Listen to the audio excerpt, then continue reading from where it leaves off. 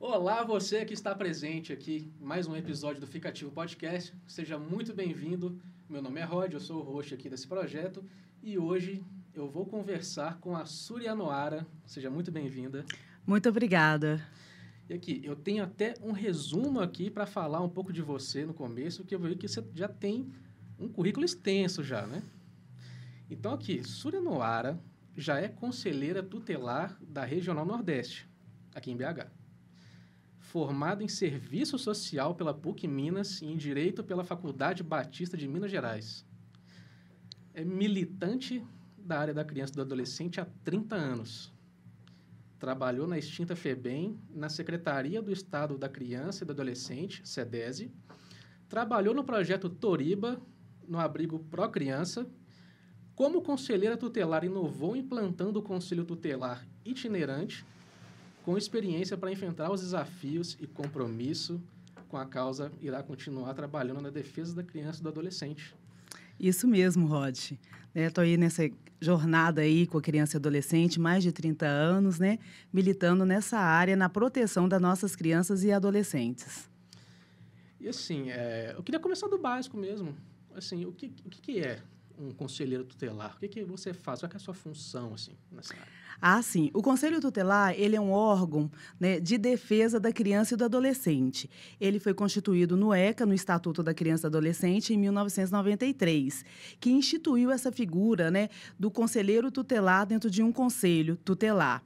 O conselheiro tutelar, ele aplica medidas protetivas às crianças e os adolescentes, às famílias dessas crianças e adolescentes que sofreram violação de direitos ou ameaça dessas violações de direitos.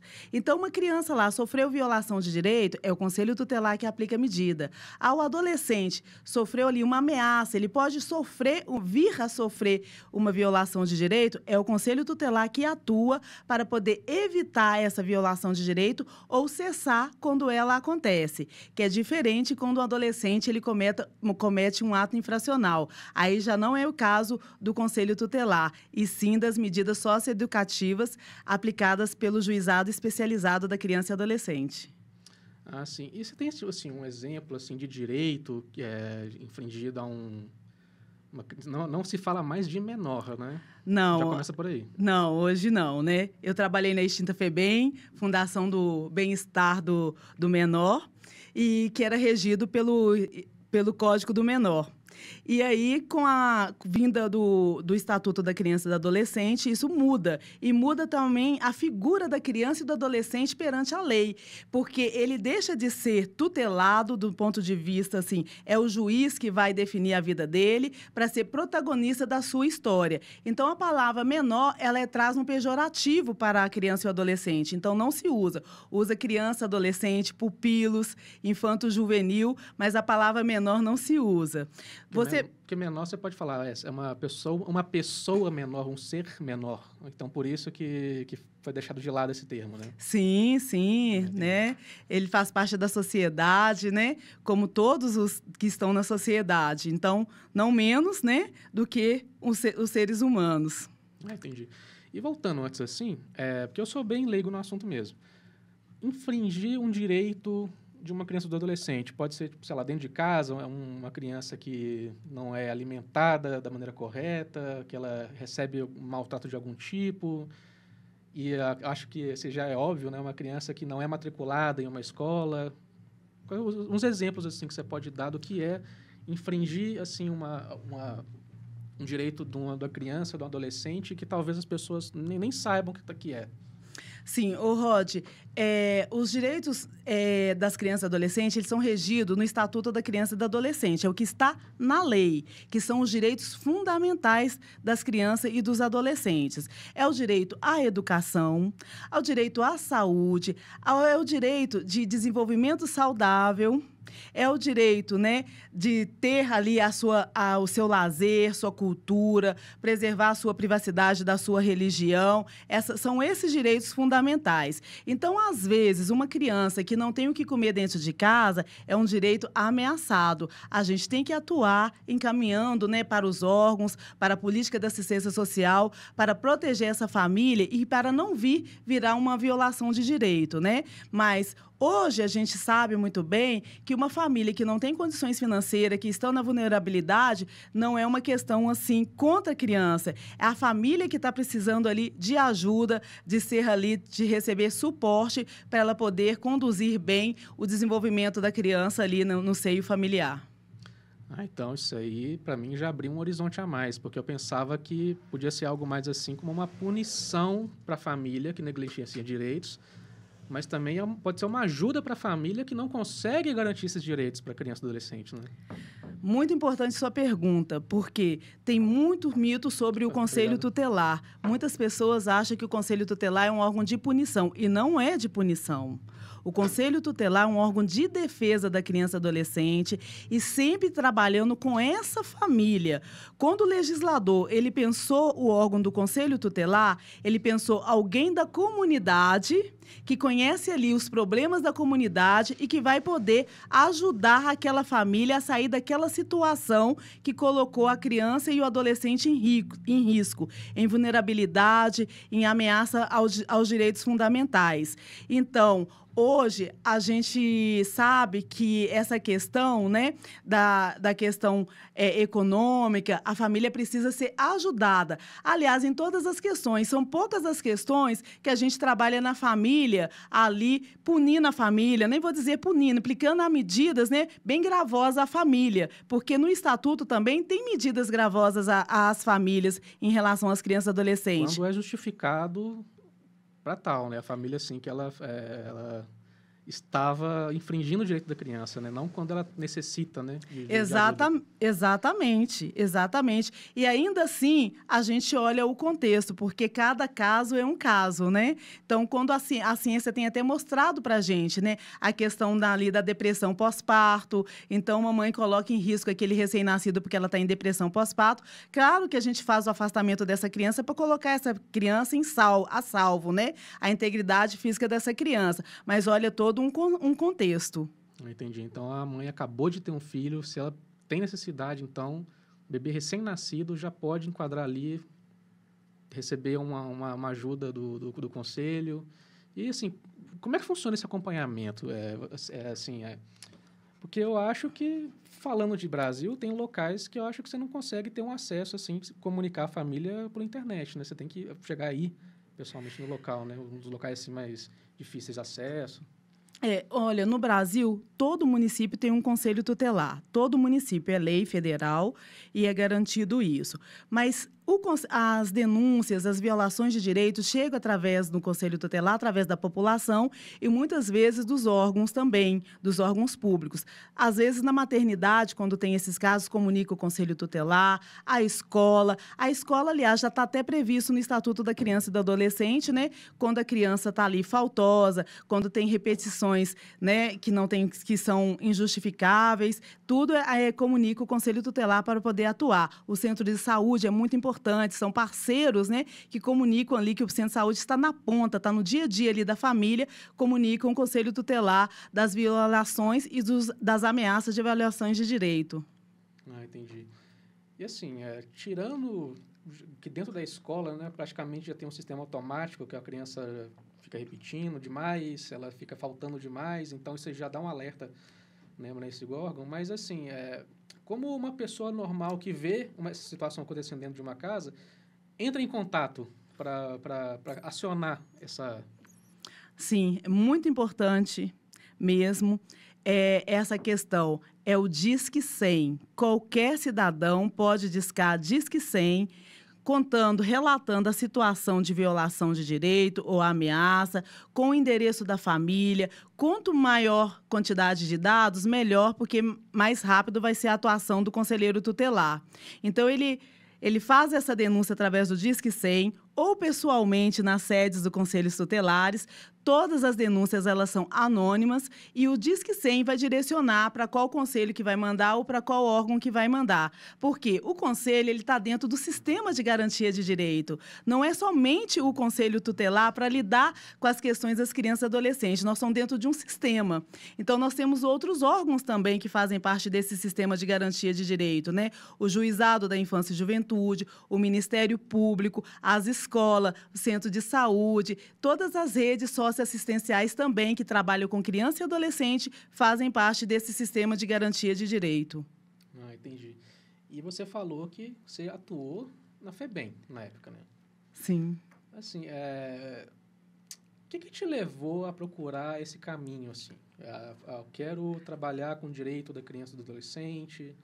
Porque você começou jovem, você começou nova. Sim. Você começou mais ou menos quantos anos ali? Você já falou, é isso que eu quero fazer.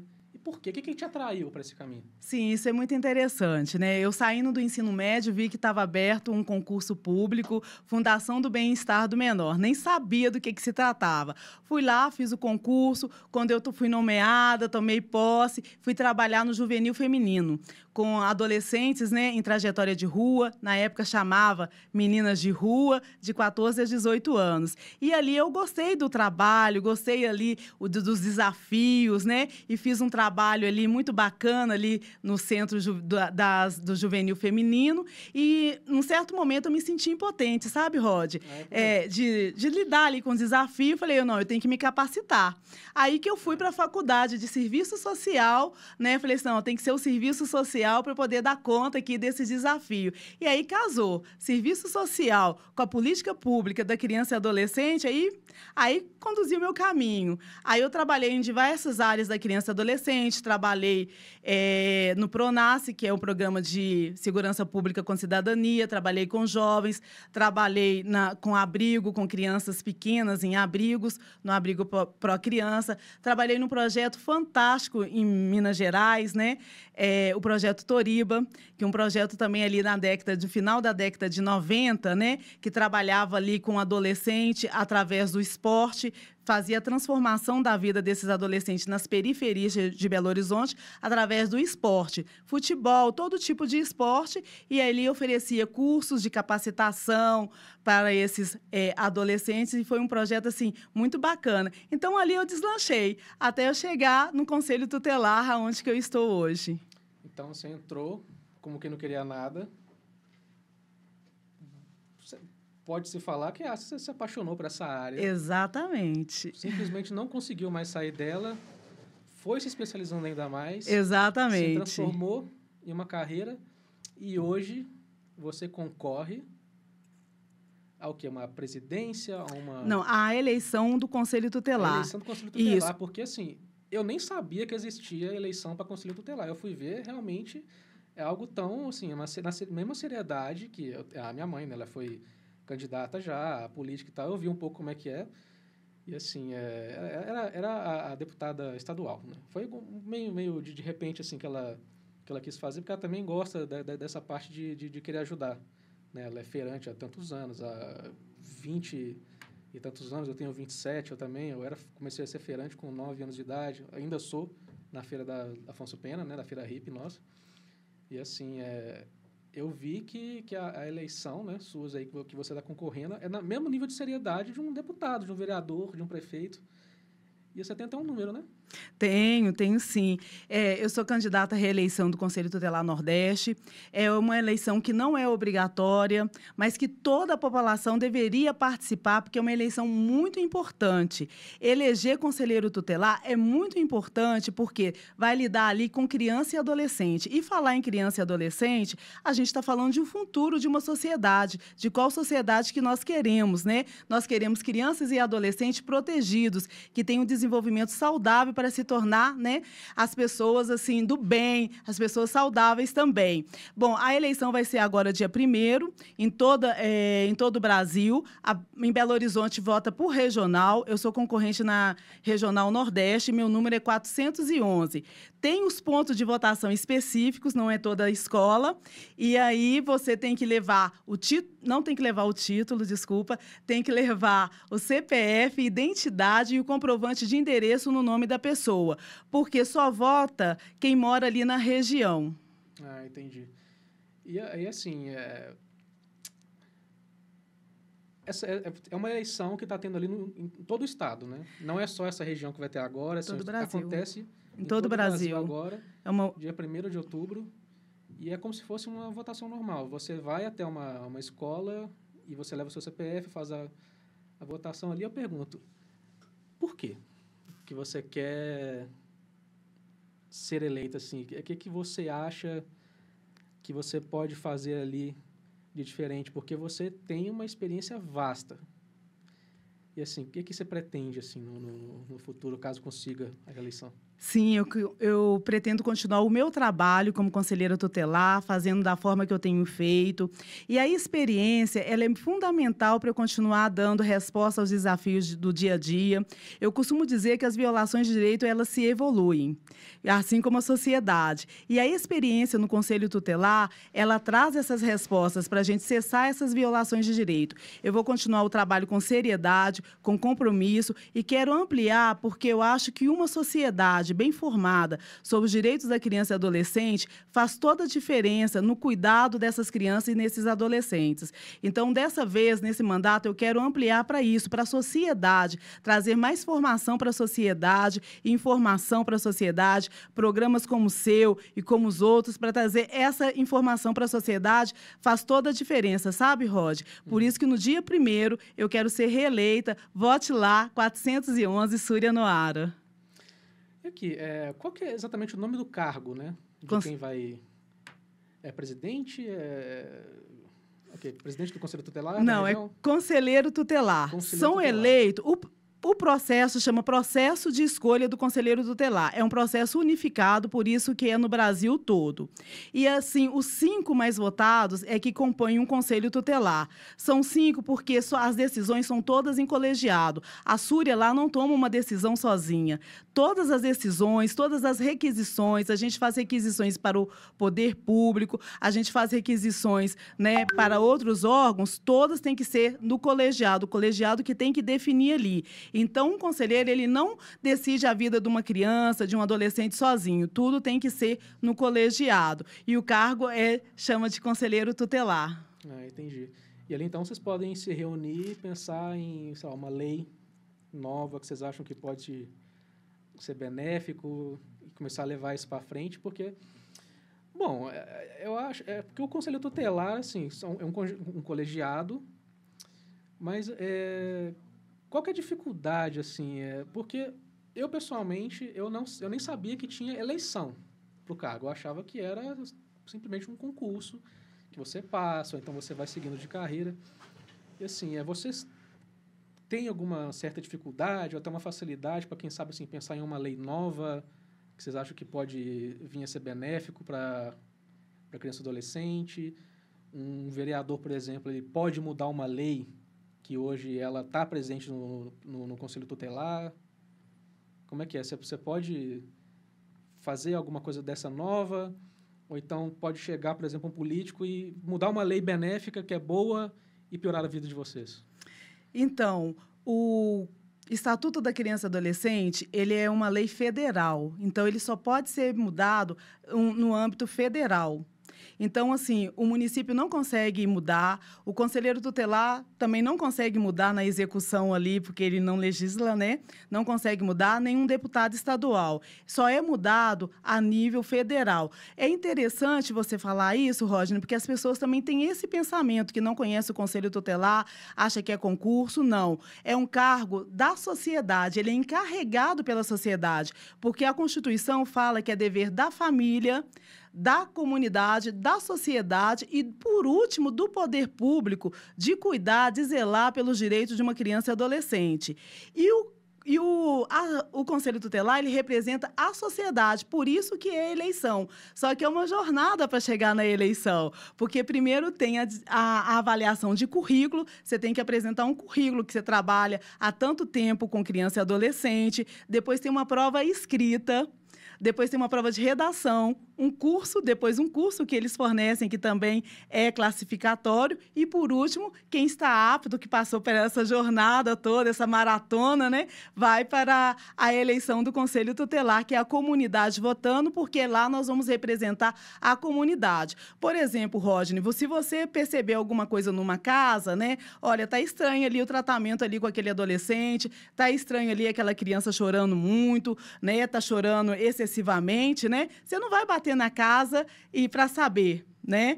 Até mesmo não é da nossa cultura isso, né? Mas você vai ligar o Disque 100, procurar o Conselho Tutelar, porque o conselheiro tutelar, ele pode fazer isso. Ele faz isso, né? Ele bate lá, faz a visita para saber se está tudo bem, o que está acontecendo.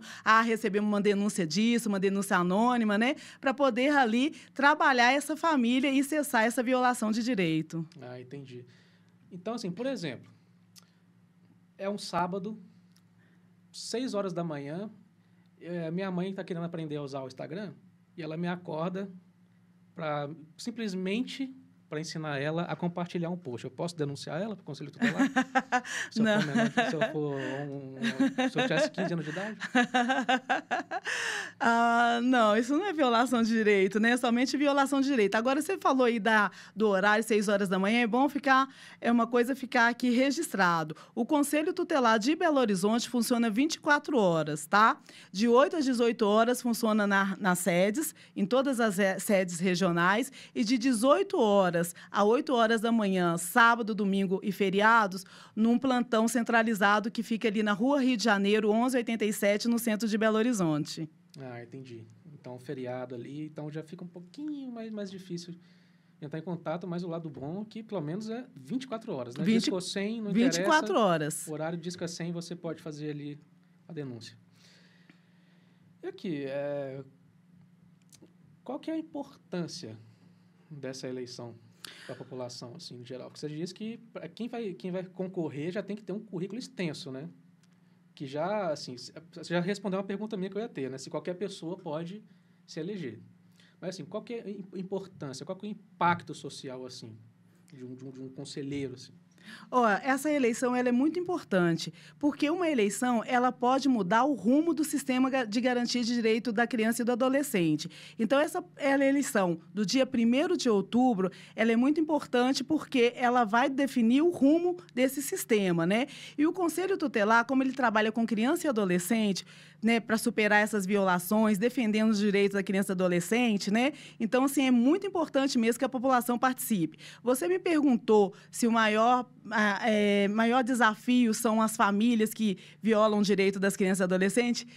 Não são as famílias. O maior violador é o Estado. O Estado? O Estado, o poder público, que é o maior violador. Por isso que é muito importante ter o Conselho Tutelar. O Conselho Tutelar é um órgão muito interessante, porque ele é regido por uma legislação federal, mas ele é mantido pelo poder local, pelo poder municipal local. Então, ele não tem vínculo com a prefeitura, é aquele vínculo de ser subordinado à prefeitura. Então, olha, todos os dias a gente faz requisições para os poderes públicos, para eles poderem garantir os direitos das crianças e dos adolescentes, sem nenhuma questão. Então, a gente não presta um serviço assim como a educação presta, como o centro de saúde presta. Vocês têm uma autonomia, né? Uma autonomia, é um órgão autônomo, não jurisdicional, a gente não diz o direito, né? Ele é administrativo. Entendi. Nossa, é tão bom você poder falar que tem uma certa autonomia, que eu também não sou lá um entusiasta de Estado, não. Mas, assim, como você falou que o maior inimigo hoje é o Estado, você sabe dizer o que o Estado faz, que ao invés de ajudar, ele está ajudando a piorar, na verdade? O que o Estado está ali prejudicando o Conselho? Que pode ser uma boa, né? Vai ter eleições e tal, já avisa a população o que acontece, né? Como é que é o cenário que está ali? Exatamente, né? É a questão de falta de vaga nas escolas, não tem aumentado as escolas, por exemplo, a escola do nível médio não tem aumentado em Belo Horizonte, pelo contrário, tem diminuído. Então, assim, a lei fala que a criança e adolescente tem direito, né, à vaga na escola pública, gratuita e mais próximo de casa. Esse mais próximo de casa, né, tem sido um dificultador. É uma das questões que a gente tem mais requisitado ao poder público do Estado, essa questão de vaga na escola próximo da casa do adolescente para ele poder fazer o ensino médio. Consultas especializadas. Então, assim, são todas essas questões assim que a gente está vendo que é do poder público e que está passando por essa situação. Então, assim, tem faltado consulta especializada para criança e adolescente. Consulta, você fala uma consulta médica normal, seja psicólogo, psiquiatra, um pediatra, até que seja, tudo isso aí está... Não. O SUS, ele é dividido por categoria, então, assim, na unidade básica de saúde, não tem faltado, né, no centro de saúde. São as consultas especializadas, o neuropediatra, né, essas tipos, assim, de consultas, assim, especializadas. Sei lá, como é que fala? Um acompanhamento psicológico, isso aí vocês conseguem... Facilmente em todos os centros de saúde, né? Agora, quando entra na complexidade, né, realmente aí dificulta. E quando é medicamento de alto custo também é um dificultador do Estado, né? A questão de falta de verba mesmo do Estado para dar conta de todas as demandas da sociedade. Entendi. E assim, tem uma lei, acho que é nova, que é Henry Borel. Henry?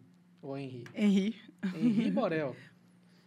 O que é? Sim, isso é o de mais novo, né, de lei para criança e adolescente do nível federal, né? Ela altera o Estatuto da Criança e Adolescente. É para coibir a violação de direito no âmbito familiar, né, que sofre uma criança e um adolescente. É uma lei, assim, muito interessante, porque antes também, Rod, quando uma criança sofria uma agressão física, uma agressão, assim, dentro de casa, de maus tratos, muitas vezes era retirada a criança para mandar para um abrigo, para a família licença. E com essa lei, ela traz mais 13 atribuições para os conselheiros tutelares. Quem sai hoje é o agressor. Isso é muito importante mesmo. É uma lei que ela foi muito baseada, né, na Lei Maria da Penha, só que agora ela está voltada para as crianças e os adolescentes. Então, sim, é uma lei importantíssima, é de 2017, 2018. Ela é muito nova, a população precisa se apropriar dessa lei, porque é muito importante mesmo.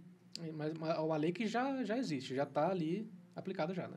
Ah, sim, ela existe, já foi promulgada. Eu acho que eu estou errando a data, nem vou me arriscar aqui mais, né? Às vezes estava, sei lá, em votação ainda, não sei, mas já está presente, já é realidade. Não, é realidade. Tem esse nome, que foi o nome de um menino que foi agredido pelo padrasto e pela mãe, que foi um político no Rio de Janeiro, né? Então, fizeram essa lei, já foi aprovada, promulgada pelo governo federal, está aí já na execução dessa lei. Entendi. Tem alguns termos que você fala, às vezes, assim, que eu não conheço, mas me chama atenção. Você falou família extensa. Sim. A família extensa, né? São tios, primos, avós da criança e do adolescente, né? Então, antes, assim, uma criança estava apanhando muito do pai ou da mãe, ela que tinha que sair de casa para morar com um tio, uma avó, e vocês faziam o quê? Uma análise de quem podia ficar na família, sei lá, uma análise financeira, se ele consegue manter essa criança, ou se a família ainda tinha que, sei lá, dar um aporte financeiro para ajudar na criação, né, dessa criança que agora vai ter que morar com um avô, com a avó, um tio, um tia. Olha, o Conselho Tutelar ele indicava uma família extensa, mas isso cabe ao Juizado da Infância e Juventude. E o Juizado, realmente, ele tem uma equipe lá, sócio ali, para poder fazer toda essa avaliação dessa família. O Conselho aplicava a medida e avisa o juiz. Aí o juiz manda a equipe fazer a análise lá da equipe, se essa família extensa tem condições de ficar com essa criança. E ou então iria para o abrigo. Então, assim, mas ficar com família extensa é muito importante, porque você não tira a criança ali do seio ali da família, né? Mas hoje, com essa lei, quem está saindo de casa são os violadores. Ah, não, pelo menos, né? Porque também é muita sacanagem uma criança estar sofrendo abuso e ela tem que sair. E agora o pai agride a criança, um tio, pode ser, né? Que mora também no mesmo local. E assim, é simplesmente sai fora, você não é mais bem-vindo, ou ainda tem que... Vocês ainda são obrigados a se preocupar e achar um lugar para essa pessoa morar, assim? Não sei, eu estou só tentando imaginar aqui como seria. Porque, assim, eu não duvido do Estado brasileiro colocar a responsabilidade na mão de você, sei lá, de ter que achar um lugar ainda para o agressor poder ficar. Porque isso aí eu não duvidaria nada. Ah, não. O juiz fazendo um afastamento ali, não importa para onde que a pessoa vá, né? O Conselho Tutelar, ele tem responsabilidade, ele faz proteção somente de crianças e adolescentes, de 0, né, a 17 anos e 11 meses. Ah, entendi. E aqui, tantos anos trabalhando já nessa área, tem algum caso, alguma coisa assim específica que marca você assim? Porque todo mundo tem, né? Seja na área ali de informática, TI, governo, alguma coisa, sempre tem alguma coisa ali que toca, né? Que fica, que vira um exemplo, que vira até uma motivação de você continuar. Chegou a acontecer isso aí com você? Ah, sim, vários casos. Os casos bem-sucedidos, né, Rod? O caso que a gente consegue colocar, né, a criança e o adolescente, né, numa situação, assim, confortável, tirar ali da violação de direito. São esses casos que me motivam todos os dias levantar e ir trabalhar e lutar. Quando você consegue uma vaga para uma criança e para um adolescente numa escola, quando você consegue numa instituição, no tratamento, são esses casos que me fazem, né, todos os dias lutar pelas crianças e adolescentes, porque eu falo assim, vale a pena, eu faço a diferença, eu consigo, né, fazer a diferença nessa sociedade, né?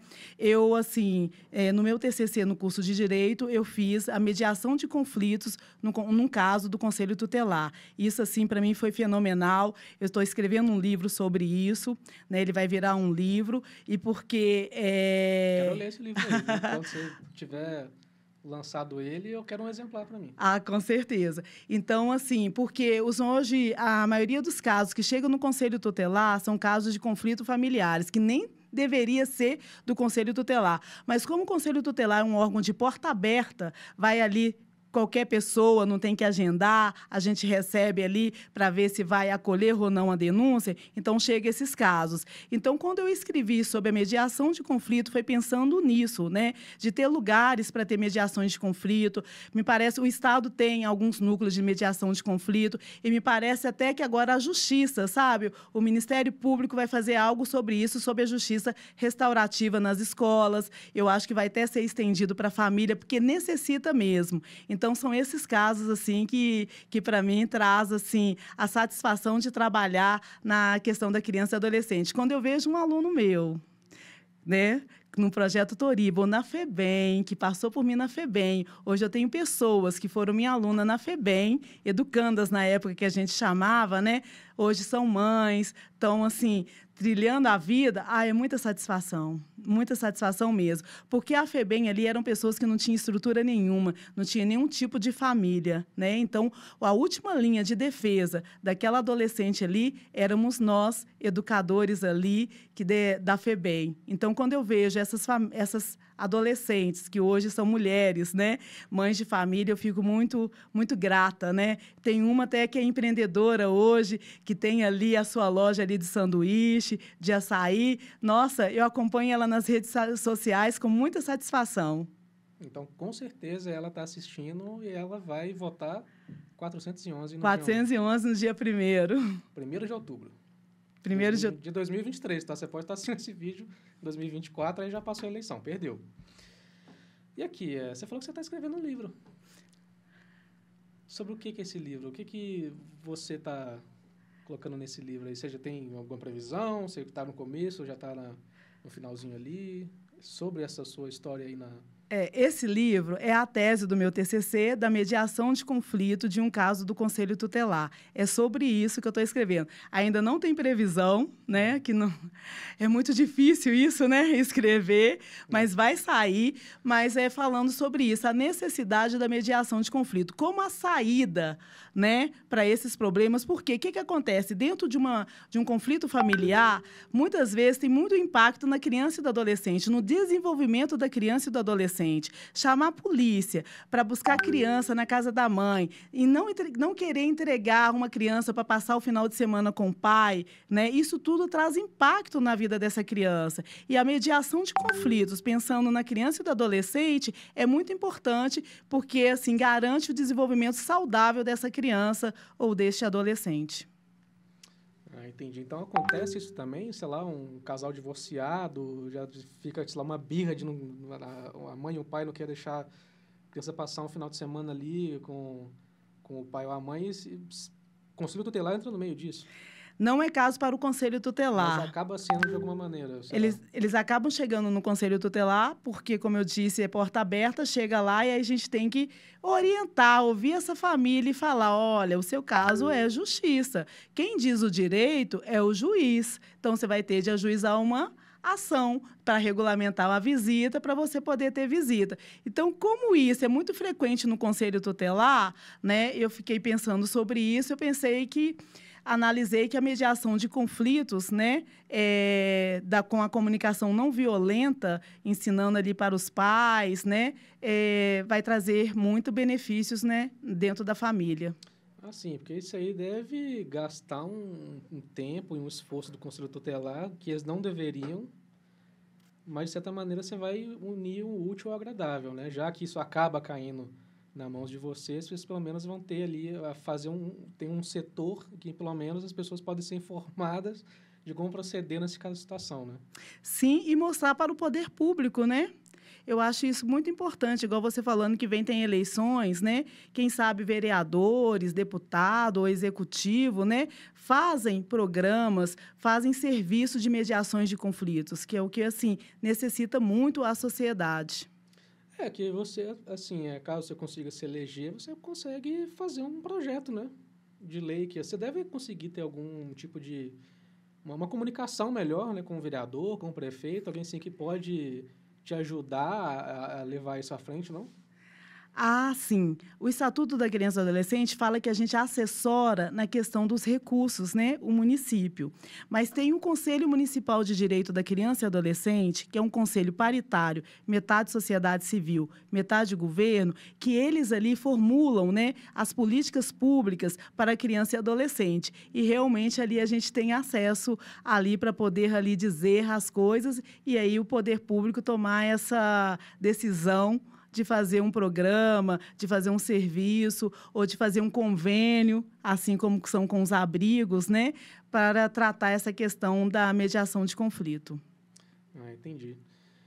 Então, tem alguma mensagem que você gostaria de passar para as pessoas que vão assistir esse episódio? Ah, gostaria sim.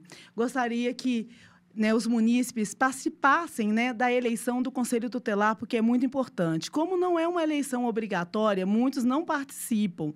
E aí, dia 1º, domingo, 1º/10/2023, saia da sua casa, pega lá o seu CPF, identidade, comprovante de endereço e seu nome, procura um posto de votação, porque cada região tem um posto de votação, vá lá e vote. E na Regional Nordeste, vote Súria Noara 411. Eu estou com compromisso e a experiência na proteção da criança e do adolescente.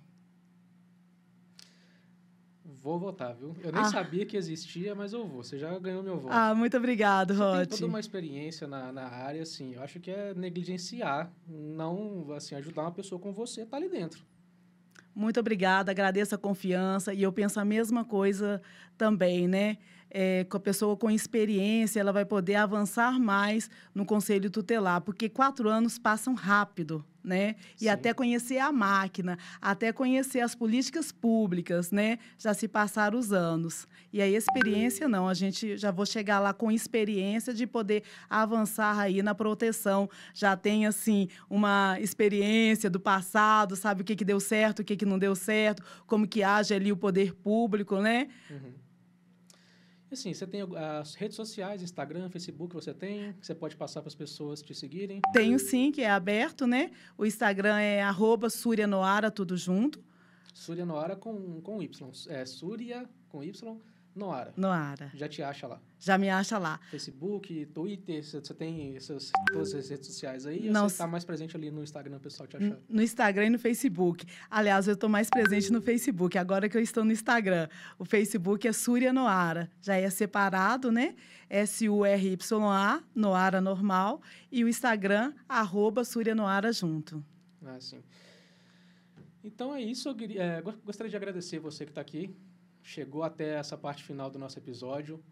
Não deixa de acessar ficativo.com.br, que é o nosso site. Lá você consegue achar o meu Instagram, você consegue achar o canal nosso do YouTube, nossas redes sociais. Em breve teremos merchan. Vamos vender canecas, bonés. Então, na próxima vez que você já está convidada para voltar aqui, já vamos ter talvez um presentinho aí. Ah, pros muito convidados, obrigada. entendeu? Então é isso aí, meu Instagram aí é Rod Buzetti. Você gostou desse episódio? Deixa um gostei, se inscreve no canal aí, que isso ajuda a divulgar aqui o nosso trabalho. E é isso aí, até o próximo episódio.